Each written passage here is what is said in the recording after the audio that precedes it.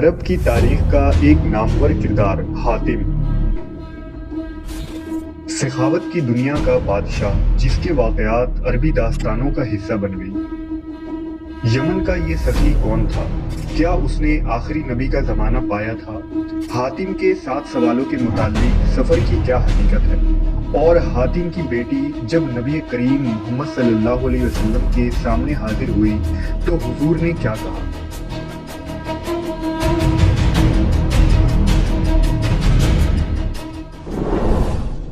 یہ ربیع الاول 9 ہجری کا سال تھا جب حضور صلی اللہ علیہ وسلم نے حضرت علی کو 150 سپاہی سمیت قبیلہ طے کی طرف بھیجا، کیونکہ انہوں نے حنین کی جنگ میں مشرکین کا ساتھ دیا تھا۔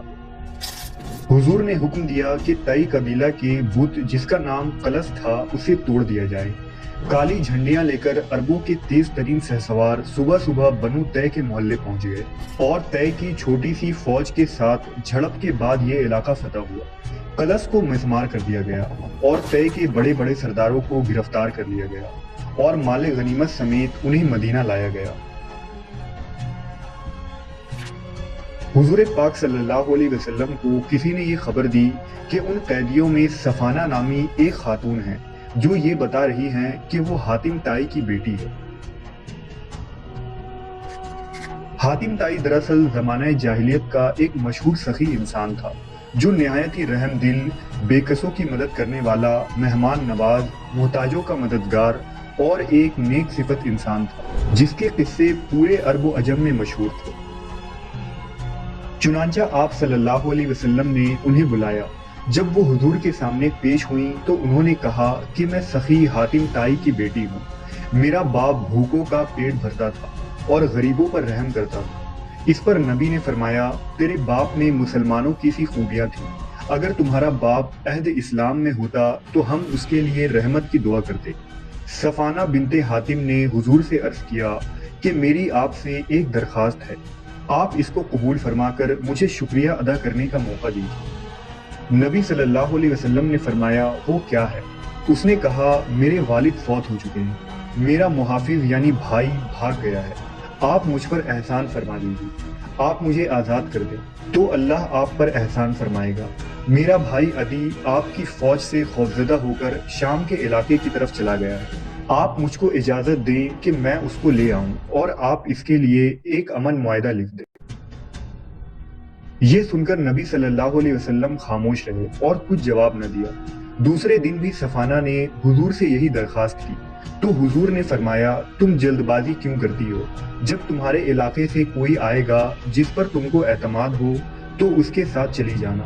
لہذا چند دنوں بعد ان کے رشتہ داروں میں سے کچھ لوگ آئے تو حضور نے صفانہ کے لیے کپڑے کے جوڑے بھیج دیے اور ان کے لیے سفر کا سامان دے کر سواری بھی روانہ کر دیا۔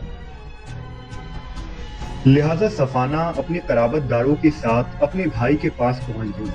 صفانہ نے اپنے بھائی عدی کے سامنے حضرت محمد صلی اللہ علیہ وسلم کی تعریف کی اور کہا کہ میرا تو خیال ہے کہ تم جلدی ان کی خدمت میں حاضر ہو جاؤ، اگر وہ نبی ہیں تو تم کو جلدی سبقت کرنی چاہیے اور اگر وہ بادشاہ ہیں تو تمہاری عزت میں کوئی فرق نہیں آئے گی۔ لہذا عدی بن حاتم اپنی بہن کے ہمراہ مدینہ پہنچ گئے اور مسجد نبوی میں حاضر ہوئے۔ وہاں حضور تشریف فرما تھے۔ حضور کے پاس ایک گدا رکھا تھا جس پر آپ بیٹھا کرتے تھے۔ حضور نے اسے عدی کی طرف سرکا دیا۔ عدی نے عرض کیا کہ نہیں، آپ اس پر بیٹھ جائیے، لیکن حضور نے اشارہ کیا اور زمین پر بیٹھ گئے۔ حضور نے عدی کو اسلام کی دعوت دی، چنانچہ عدی نے حضور کی شخصیت سے متاثر ہو کر اسلام قبول کر لیا۔ اس پر حضور کا چہرہ مبارک خوشی سے چمک اٹھا۔ بہرحال صفانہ اور عدی نے حضور صلی اللہ علیہ وسلم کو اپنے باپ حاتم طائی کی صفات اور رحم دلی کے واقعات بیان کی تو حضور نے حکم دیا کہ بنو طے کے تمام قیدیوں کو رہا کر دیا جائے۔ حاتم طائی عرب کا وہ مشہور شخص تھا جس سے نبی کریم صلی اللہ علیہ وسلم بھی متاثر ہوئے تھے۔ دراصل حاتم کا اصل نام حاتم بن عبداللہ بن سعد الطائی تھا جو طائی قبیلے کے ایک سردار کا بیٹا تھا۔ کہتے ہیں کہ بچپن میں ہی والد کے وفات کے بعد حاتم نے اپنی دولت مند اور سخی ماں کے گود میں پرورش پائی۔ حاتم کی ماں نے کچھ اس طرح اس کی تربیت کی کہ وہ سخاوت کا وارث بن گیا وہ جوان ہو کر بڑا سخی انسان بنا۔ وہ سخاوت سے ہی دل بہلاتا اور اس میں اس قدر مبالغہ کرنے لگا کہ جنون کی حد تک پہنچ گیا۔ حاتم بچپن سے ہی اپنا کھانا وغیرہ اپنے مفلس ساتھیوں کو دے دیا کرتا تھا۔ دادا نے جب اونٹوں کی نگرانی کا کام اس کے ذمہ لگایا تو حاتم نے اجنبی مہمانوں کے لیے 3 اونٹ ذبح کر دیے اور باقی ان میں تقسیم کر کے دادا کے سامنے فخریہ اظہار کیا کہ میں نے آپ کے خاندان کا نام دنیا میں روشن کر دیا۔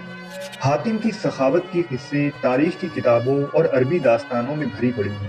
البدایہ و النہایہ میں امام ابن کثیر لکھتے ہیں کہ ایک دفعہ عرب میں قحط کا زمانہ تھا، ہر طرف سوکھا پڑا تھا، لوگ دانے دانے اناج کے لیے ترس رہے تھے۔ خود حاتم اپنے گھر والوں سمیت فاقہ سے بدحال تھا کہ رات کے وقت ایک عورت نے آ کر اپنے بھوکے بچوں کے کھانے کے لیے فریاد کیا۔ حاتم نے اٹھ کر اپنا گھوڑا ذبح کر دیا اور پہلے اسے کھانے کو دیا، پھر اپنے بچوں کو جگا کر کھلایا، اور جب تک اپنی قوم کے ایک ایک گھر میں جا کر وہ گوشت تقسیم نہ کر لیا خود کھانا نہیں کھایا۔ حاتم کے گھر کوئی مہمان آ جاتا تو وہ اس کی عزت و تکریم میں کوئی کسر نہ چھوڑتا، بلکہ وہ خود مہمانوں کی تلاش میں لگا رہتا اور اونچی پہاڑی پر ایک آگ روشن کر کے آوازیں دیا کرتا اور اپنے غلام کو خوشخبری دیتا کہ اگر اس آگ کی وجہ سے کوئی مہمان ہمارے گھر آ گیا تو تم آزاد کر دیے جاؤ گے۔ وہ مقام جہاں حاتم رات کو آگ جلایا کرتا تھا آج جبل سمرہ کی چوٹی پر واقع ہے، جو حاتم طائی کے آتش دان کے نام سے مشہور ہے اور آج سعودی عرب کی سیاحت اور آثاریاتی مقامات میں سر فہرست ہے۔ اسی طرح مشہور ہے کہ جب حاتم طائی کو کسی قیدی نے مدد کے لیے پکارا تو اس نے قیدی کی رہائی کے بدلے اس وقت تک خود کو قید ہونا منظور کر لیا جب تک وہ اپنا فدیہ نہ چکا دے۔ اس طرح کے بے شمار قصے حاتم کے متعلق عرب میں زبان زد ہو گئے۔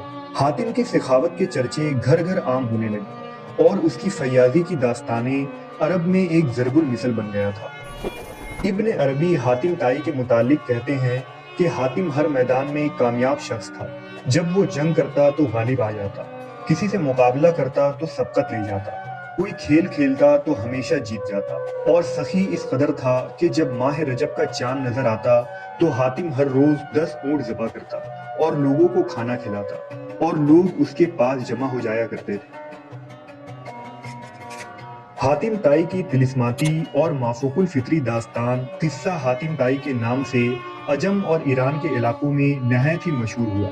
اس داستان میں حاتم ایک شہزادی کے ذریعہ کیے گئے 7 سوالوں کے جوابات کی تلاش میں نکلتا ہے، اور یہ سفر نہایت ہی عجیب و غریب اور خطروں سے بھری ہوتی ہے، جسے حاتم اپنی ہمت اور جوانمردی سے مکمل کرتا ہے۔ لیکن قصہ حاتم طائی محض ایک افسانہ ہے جس کا حقیقی حاتم طائی سے کوئی واسطہ نہیں۔